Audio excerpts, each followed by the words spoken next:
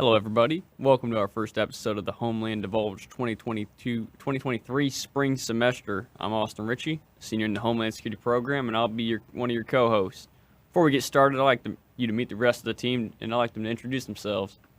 I am Quentin Sager. I'm also a senior in the Homeland Security program, and I'm also going to be one of the co-hosts. My name is Anthony Polkowski. I am a junior in the Homeland Security program, and for this podcast, I will be production lead. My name is Ivan Daly. I'm a junior in the program, and I'm part of the production crew. So, Homeland Divulged is basically in connection with the Homeland Security program. Homeland Security program is a program within Vincennes University Bachelor of Science. It covers a wide different variety of avenues. Homeland Security entails a lot of different stuff, and you'll see that within our podcast.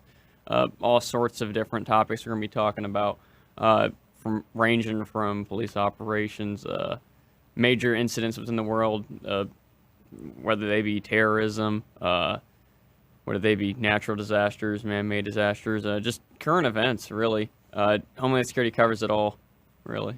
So some topics that I'll be touching on throughout our podcast are just going to be interacting with some Homeland heroes and doing a Homeland hero segment.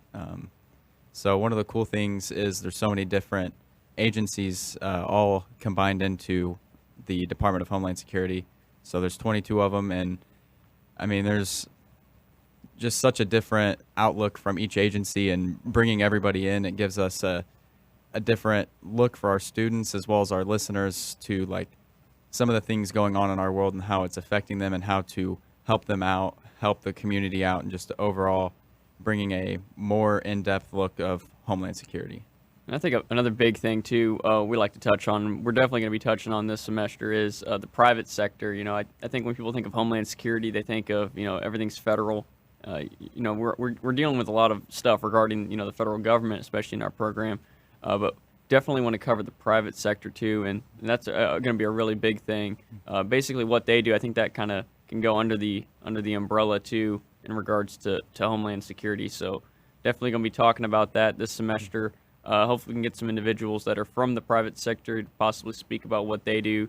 Just, again, give people a different insight, and also maybe as to what really goes into the Homeland Security area, maybe under the radar. You never really think about the guy who might be running intelligence for the private sector for, let's say, guys over in Ukraine or something like that. It's real interesting. I definitely think we're going to be nice to touch on that. Yeah, we could also talk about, the public's role in Homeland Security, as I don't remember who said it, but Homeland Security is everyone. It's every American is involved in Homeland Security. So, whether that be see something, say something, or just being observant or knowing what's going along around you.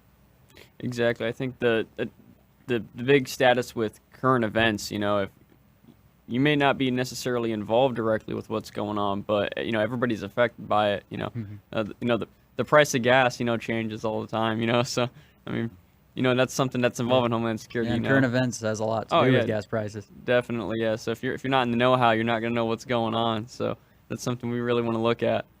And then also, like, as our podcast keeps growing, we want to reach out to our viewers, have you guys interact with us, let us know some things and topics that you want us to cover. I mean, going as far back as some of the history of Homeland Security and maybe where it began, or some of the events that terrorism is now growing, and you can look back at the norms and some of the just developments of terrorism and the trends, I guess you could say, so you can better try to predict what's going to happen and prevent it, and being a proactive person rather than reactive. That's the main goal of most of these agencies. They have counterintelligence, counterterrorism, all these different mission points trying to prevent these terrible things from happening rather than reacting and responding to them after they happen.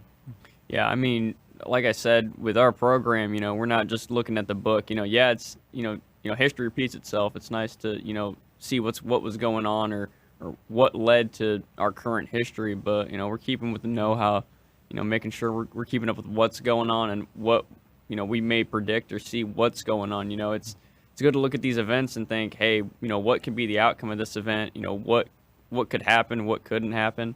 And that's definitely a big thing with what's going on right now. Yeah, another is not only like of what is happening, but like how it happens and like warning signs that are consistent. So we want to talk about things that, you know, you can be on the lookout for, that as an individual, like you can report and say like, you know, hey, not that anything needs to happen, but you might want to like look into this a little further. Because not only do, like I said, terrorists like have certain trends that they follow, like, you know, bombings and all that, but there's also a lot of pre-warning signs that are consistent among different terrorist groups and organizations. And definitely, we even talked about possibly doing a little thing where it's like we give you an update about like, hey, you know, if this incident happens or if you're ever in this situation, you know, this is what you can do, and or how to react appropriately, you know. So just giving little updates like that, you know, you never know when you might need them, you know.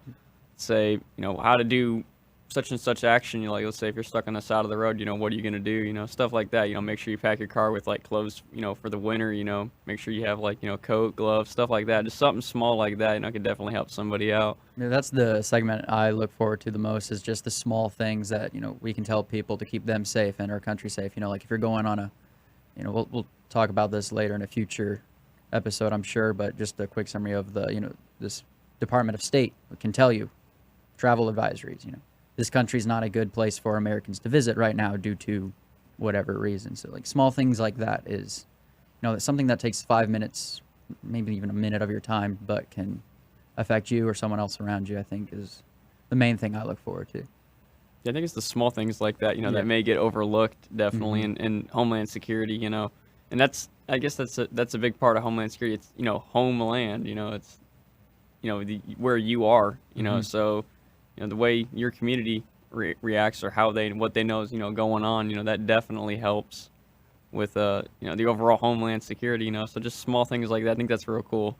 And getting away from all the man-made and disasters, we're getting into the spring semester, and we're going to be getting into the heavy part of weather and thunderstorms. So, I mean, that also falls under Homeland Security. A lot of people don't realize that, but FEMA and just overall disaster management, realizing where these natural disasters could take place and how to mitigate loss of life, loss of all assets. So, I mean, it's a big thing. Also reaching out to like our local meteorologists at local TV stations, so people can always be tapped into the local weather, knowing what's going to be coming. Because if you get caught off guard by a storm or a tornado per se, I mean, you could be looking at the loss. I mean, I look back to the video of, I think it was a couple years back, there was a truck that got caught in a tornado and flipped upside down and got flipped back onto its wheels. If he would have known, hey, there's a tornado in the area, probably wouldn't have kept driving on that road. Yeah, maybe he would have done something. Maybe would have turned off or something. Yeah, and I think that's one reason why like a lot of people just don't know about Homeland Security, because it's such a broad term. It ranges from natural disasters to terrorist attacks to, you know, drug epidemics. It's not, and there's no possible way we could cover it all. Yeah, and I think a lot of people, when they hear Homeland Security, they immediately think, oh, terrorism. You know, I think September 11th really pounded that into people's heads. You know, like, hey, you know, this is what this entails, but it's a lot. Yeah, it's a lot more than that. Definitely. Yeah, you have. I mean, after the Department of Homeland Security was enacted, and right after 9/11, it was a anti-terrorism approach all the way up until Hurricane Katrina hit, and then it really became an all-hazards approach, looking at every single threat, vulnerability, and trying to mitigate all those losses and trying to help Americans just survive through the hardships that, I mean, are inevitable in our everyday life now. So it's just knowing what to expect and how to respond and being resilient after disaster does strike. Just anything in general that can harm American citizens or, you know, health and safety, really. Anything. And I think another big thing, too, I think we kind of touched on it, too, was the talking to people in the community, just having people come in and talk to us. And I think even having people that are within our current community and within our program, the Vincennes University program, you know, just coming in and talking to us, you know, those roundtable discussions. Really, I think it allows people, one, it allows outreach, and two, it allows different types of conversation, allows different viewpoints, I think, and that's another really big thing, especially with, you know, regards to current events and, you know, what we cover. I think outreach and letting people just aside from us just talking the program, is real nice. So I look forward to that as well. Absolutely. And then you look at, I mean, another segment we will cover is going to be cold cases and trying to help get information out to, especially in our local area, but even if it becomes a nationwide thing where we can get information out and try to help solve these cold cases, that's going to be another big area that we try to hit on. And current events, like they said, is going to be a big one. And we might try to use our background and our education to predict maybe some things that could happen in the future and just have a roundtable type activity where we discuss, hey, maybe this could happen and maybe this could happen, but let's watch out for maybe something else that could come in and play a big part in this, and watch out for how you can mitigate that and this and that. So that's another big part that we'll be talking about on our podcast. And the going back to the cold cases, yeah, we recently were able to speak to the Jobin family, and we'd like to speak to the chief of police in regards to that case for this specific semester. And I mean, that's a case that hits back home to Vincennes. So definitely that's right there, just getting the word out and, being able to speak to those people who were involved with that. I think it could go leaps and bounds. It could make a really big impact. One, getting people, the story out there, letting them know about it, keeping the memory alive for those cases. Because, they're, like you said, they're cold cases. If we don't do anything about it, they're going to stay that way. So I think definitely speaking about them, that's something, you probably don't think of if you're in the Homeland Security, area. When you're thinking about Homeland Security, you wouldn't think of cases like that. So I think being able to definitely talk about that's a totally different approach than what you'd usually think of. And I think it allows people to get an insight into it. Yeah, and we're Homeland Security, but also just a public safety realm as well. I mean, it's Health and Human Services all the way down to trying to just keep people healthy and well. I mean, every once in a while we might find health and wellness tips to throw out there for you guys, and just different things for overall health and safety. It's not got to be also focused on just one thing, like maybe terrorism or any other natural disasters, but just a overall more a specific scope, but more of a broad scope of just keeping everybody healthy and safe. Yeah, I mean, definitely I can say from one example, the reason what we're coming up with this semester, we held it, I think, last year at a Sigma Iota, where our fraternity, we're holding Stop the Bleed event. We plan to hold that, pretty soon with the Good Samaritan Hospital, and just basic knowledge of how to stop a bleed in an incident. That could go pretty far. If you're in that situation, just knowing that knowledge and knowing what to do and how to react. That's something real small. That most people wouldn't think about. Like, oh, I can take care of that. But if you actually did that little bit of training, for 30 minutes or so, you know what to do, how to appropriately deal with that situation, something as small as that, that can go pretty far, and that's, like you said, that's just something real small that, you wouldn't really think of if you're in the Homeland Security program, or if you're, thinking about Homeland Security from an outside perspective. So definitely, there's a bunch of stuff we can cover. Yeah, I once heard a paramedic say, there's a very simple, set of instructions we follow when treating every patient. Step 1 is control the bleeding. Step 2, everything else. Mm-hmm. So knowing to stop someone from bleeding out is definitely a very important skill. Yeah, and there's a lot of different stuff, that we can cover. Being CPR certified is another big one. I mean, we see how that saves so many people, and it's just vital. I mean, just one comes to mind. It was nationally televised when Monday Night Football, when Damar Hamlin went down, and CPR saved his life. I mean, if it weren't for those trained professionals, and who knows what would have happened. So it's so vital that people keep going, just everyday citizens. It's so important, because you could be at the grocery store and somebody could go into cardiac arrest. It's so important that knowing those skills could legitimately save somebody's life. And that's another thing we could, touch upon. You said football. A lot of people like they go to football, they go to NASCAR, but they don't ever understand the safety precautions and that go behind it. The safety teams are doing more than just watching what's on the field or the track. They're watching the outside and making sure no one's going to try anything. No one's going to run across the field that could injure the players or themselves. Yeah, definitely. I mean, like I said, I keep coming back to it. What we're talking about, this is stuff that you wouldn't normally think about, especially from a Homeland Security perspective. like I said, everybody thinks, terrorism, they think natural disasters, just, basic security procedures for like a motor speedway in Indy, like that's just something, that we never really, consider, but it's a major factor, especially for security of, large amounts of people, those big venues. That's just something right there. I mean, there's so much we could talk about. And like, countrywide events like the Super Bowl or the Golden Globes or All the national special security events, oh absolutely. yeah, I've talked to people that don't even know that during the Super Bowl there's a no-fly zone over the Super Bowl. Yeah, I never even, thought about that. That's pretty cool. Yeah, and the technological advances in Homeland Security are also him talking about the no-fly zone. There's drones now that are being used for surveillance and intelligence operatives. I mean, it's just the way that the field has advanced since it was first brought to life really after 9/11. It's come a long way, but there's still a lot to be done to further progress and improve to keep from, I keep saying the word mitigate. It's just really, this field has become more proactive, but it can even be more proactive in keeping the events from happening rather than responding to them. I could say a big thing for me too, and I hope a lot of our listeners too, is just learning, just constantly learning.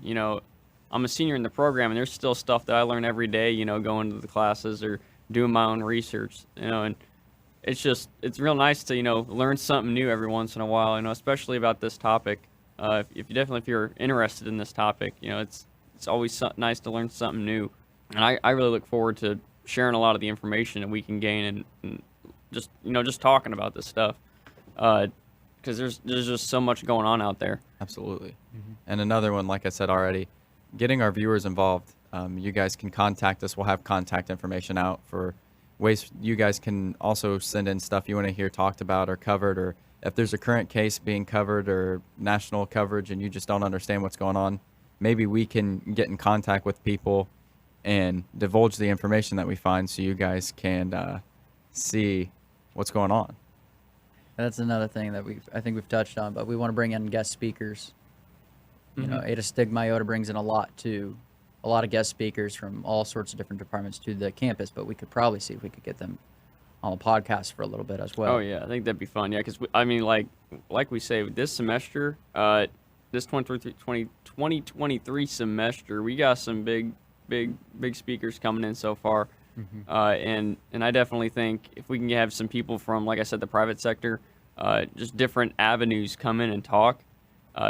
One, I think it'd give an interesting, look at the Homeland Security area from, an outside perspective. You might not have thought of somebody doing corporate security or something as somebody in the Homeland Security enterprise, or somebody doing one real cool one, I think, is casino security. You never really think about that. That's a real cool one. All the stipulations they got to do, and all the stuff they got to cover. You never really think about that. Your mind might immediately go to someone working in DEA or something along those lines. And that's pretty cool too. But think about some of the other areas you could look at as well. Absolutely. And another thing that comes to mind is, as a Homeland Security Department, we have our Capstone Community Academy coming up in March. It's going to be March 28th and March 30th, and it's covering all the social issues. And we're keeping it local to southern Indiana, southwest Indiana, southeastern Illinois, and it's just all of the issues directly affecting our community and how we can spark a change for the better in our communities and really begin to see the light restored in our communities in such a dark time.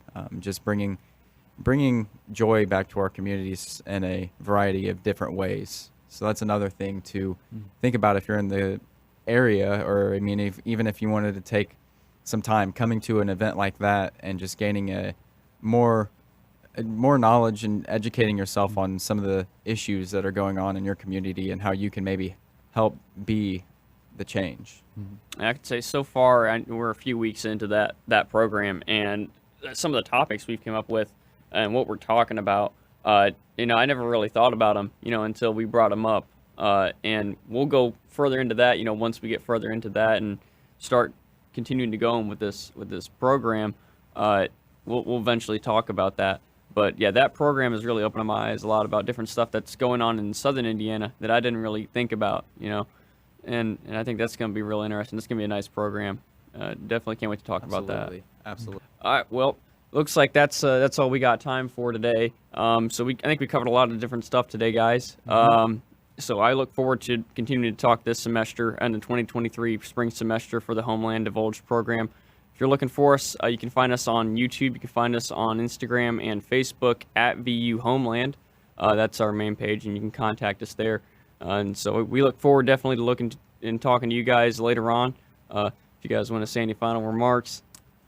Just like I said one last time, if you guys have any topics you want covered or anything like that, just shoot us a direct message on our Facebook page or Instagram or anything like that, and we will get back with you if it's something we can talk about. There's certain things we probably can't talk about just with depending on what it is, but if we can talk about it, we'll get back with you guys and absolutely set up a time to find more information on it and bring that to our listeners. Sounds good. Well, thank you guys.